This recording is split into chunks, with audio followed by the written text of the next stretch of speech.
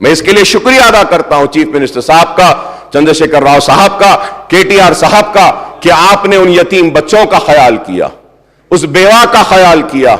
نوکری دی، 2 بیڈروم دیا، 2 لاکھ دیا۔ مجلس کی جانب سے بھی ہم ان بچوں کو دے رہے ہیں۔ ہم صرف یہاں کے ریاست کے تعلق رکھنے والے بچوں کو نہیں، بلکہ وہ سارے 3 جتنے بھی 3 لوگ جن کو گولی مار کر مار دیا گیا ٹرین میں، مجلس کی جانب سے ہم ان کے سارے بچوں کو، کسی کو 3 بچے ہیں، کسی کو 4 ہے، کسی کو 2 ہے، تو ان سارے بچوں کو 1-1 لاکھ کا مجلس کی جانب سے ہم نے بھی اعلان کیا، ہم بھی ان کی مدد کر رہے ہیں۔ تو میں یہ بات اس لیے کہہ رہا ہوں کیونکہ آج یہ لوگ ملک کو کہاں لے جا رہے ہیں ہم کو دیکھنا ہے۔ ہم کو ملک کو بچانا ہے،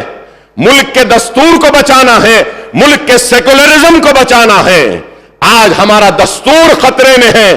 آج ہمارا ملک خطرے میں ہے، ان کی نفرت کی سیاست کی وجہ سے۔ اس ملک پر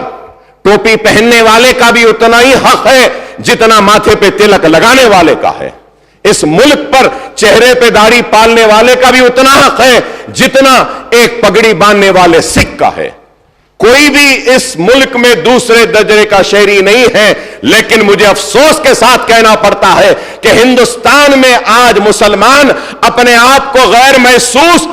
محفوظ محسوس کر رہا ہے، اور مسلمان کو دوسرے درجے کے شہری کی نظر سے دیکھا جا رہا ہے۔ لیکن ریاست تلنگانہ میں مسلمان محفوظ ہے اور دوسرے درجے کا شہری نہیں ہے، مسلمان برابر کا وہ حق رکھتا ہے جو ریاست تلنگانہ میں ایک ہندو اور دوسرے مذہب سے تعلق رکھنے والا رکھتا ہے۔ تو اس کے لیے میں مبارکباد دیتا ہوں چیف منسٹر صاحب کو، اور میں یہ بھی کہوں گا آگے بڑھتے ہوئے